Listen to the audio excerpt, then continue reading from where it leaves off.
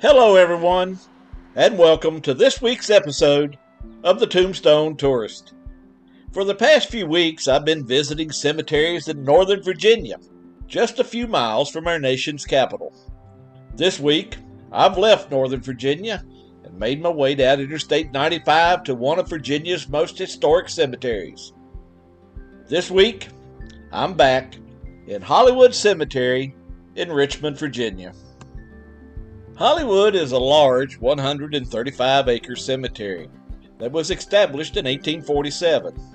It's the final resting place of 6 Virginia governors, 2 Supreme Court justices, and over 18,000 Confederate veterans, including Generals Jeb Stuart and George Pickett. Hollywood is also the final resting place of 2 United States presidents, James Monroe and the man that we're going to be visiting today, John Tyler. John Tyler was born on March 29, 1790, in Charles City County, Virginia. The Tylers were a wealthy and very prominent family in Virginia. His father, John Tyler Sr., was a friend and college roommate of Thomas Jefferson, and the senior Tyler served 4 years as the Speaker of the Virginia House of Delegates. He also served as the 15th governor of Virginia. The younger Tyler was a sickly youth and was raised on a 1,200-acre plantation in Virginia. It was there that he received his early education from private tutors, which prepared him for a more formal education at a preparatory school that was affiliated with the College of William and Mary. He graduated from the preparatory school in 1807 at the age of 17. After graduation, young John began reading law with his father, who was a state judge. He later read law and studied under the watchful eyes of Edmund Randolph, who was the United States Attorney General. 2 years later, at the age of 19, John Tyler was admitted to the Virginia bar. He opened up a successful law practice in Richmond, and that's where he became involved in politics. In 1811, he was elected to the Virginia House of Delegates. In 1816, John Tyler ran for a vacant seat in the United States House of Representatives. He proved to be a very popular figure and won the election and became a member of the 14th Congress, serving from December 17, 1816 to March 3, 1821. Then, from 1825 to 1827, he served as the 23rd governor of Virginia. Back in those days, the office of governor was largely ceremonial, having very little power. It did afford Tyler a prominent platform that he used to influence the state legislature and national political leaders. His most notable act as governor came in July 1826 at the funeral of former President Thomas Jefferson. Governor Tyler was selected to deliver the eulogy at President Jefferson's funeral. That eulogy launched him onto the national political stage. In March of 1827, the Virginia legislature elected Tyler to the United States Senate. He won by a vote of 115 to 110 over the contentious and unpopular incumbent John Randolph. In the Senate, Tyler became somewhat of a maverick. Party leaders on both sides of the political aisle labeled him as something of a loose cannon. His maverick reputation followed him, and he eventually split from the party. In 1839, he attended the Whig National Convention, where William Henry Harrison, Henry Clay, and General Winfield Scott were vying to become the party's presidential nominees. Tyler attended the convention as a guest of the Virginia delegation.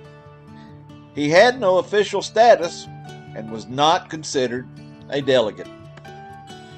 The convention deadlocked among the 3 main candidates. The Virginia delegation initially cast their votes for Henry Clay, but in a compromise later switched and went with Harrison.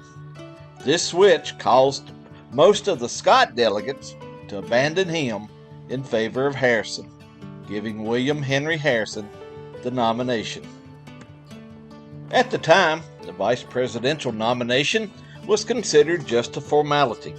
After all, no president had ever failed to complete his term in office. While there was some interest in the position, none of the primary candidates could secure enough votes to gain the nomination. Tyler's name was floated as a compromise candidate, and he became the vice presidential nominee largely because of his popularity in Virginia and the thought that he could deliver the South electoral votes to Harrison. During the campaign, William Henry Harrison's military service was emphasized, especially the Battle of Tippecanoe, where he successfully engaged and defeated the Shawnee leader Tecumseh. As the hero of Tippecanoe, the campaign slogan "Tippecanoe and Tyler too" was heard all across the land. The Harrison-Tyler ticket won the election by a landslide, gaining 234 electoral votes to the incumbent Martin Van Buren's 60. William Henry Harrison was inaugurated as the 9th President of the United States on March 4, 1841. It was a very cold and damp day in Washington, but that didn't stop him from delivering an 8,445-word inaugural address that took him almost 2 hours to complete. A few days after delivering his 2-hour inaugural address in the rain without a hat or a coat, President Harrison began to feel ill. Finally, on March 26th, the president became so ill that a doctor was summoned and treated him for what most people considered a cold.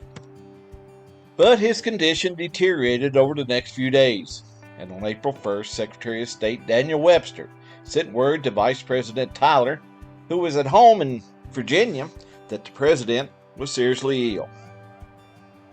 Tyler decided to remain in Williamsburg as to not give the impression that he was anticipating the president's death. On the evening of April 3rd, President Harrison became delirious and drifted in and out of consciousness. A few hours later, at 12:30 a.m. on April 4th, 1841, President William Henry Harrison died after serving only 31 days in office. Since no president had ever died in office, there was some constitutional concerns about the line of succession. Within hours of the president's death, the cabinet met and determined that Tyler would remain vice president and assume the role of acting president. But Tyler had other plans and firmly asserted that the Constitution gave him full authority to assume the presidency. He took the presidential oath of office at the age of 51, making him the youngest person to hold the office. Tyler soon found himself at odds with Congress, the cabinet, and both political parties. He quickly became a very unpopular president. The feud escalated and would last for the rest of his presidency. Even though he was the incumbent, he would not be the nominee of either party for a second term. After leaving the White House, President Tyler returned to Sherwood Forest, his home in Charles City County, Virginia, where he lived quietly until the beginning of the Civil War. It was then that he became active in the Confederate politics and voted in favor of Virginia seceding from the Union. In the months that followed the attack on Fort Sumter, Tyler assumed an even more active role in Confederate politics. Finally, in November 1861, he was elected to the Confederate House of Representatives. The first session of the new Confederate Congress was scheduled for February 1862. However, before Tyler could take his seat in the Confederate House, he suffered a stroke in his room at the Ballard Hotel in Richmond, Virginia.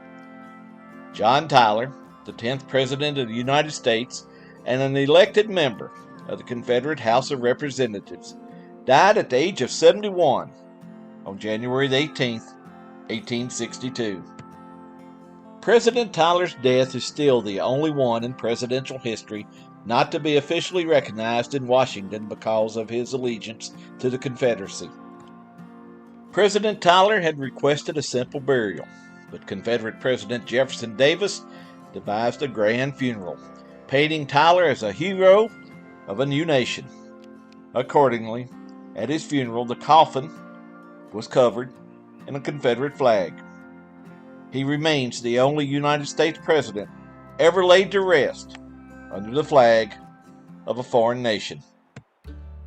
One final note: as I was editing this video, I discovered that Harrison Ruffin Tyler had passed away on May the 25th, 2025. Why is this significant?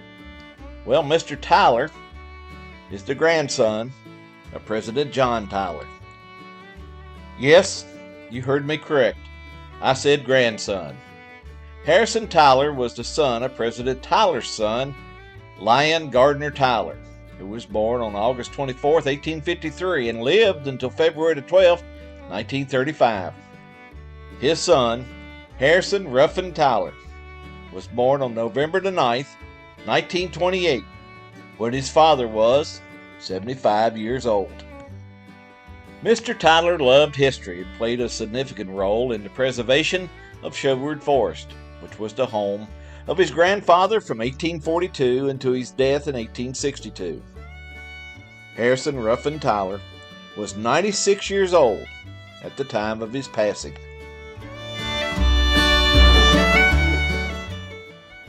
Well, I'm going to end this video here at the grave of President John Tyler in Hollywood Cemetery in Richmond, Virginia. As always, I really appreciate you watching, liking, and subscribing. Your support of my channel is very much appreciated. Now, until next time, please remember, life is a wonderful journey. Be sure to take time and enjoy it. And I'll see you down the road. So long, everybody.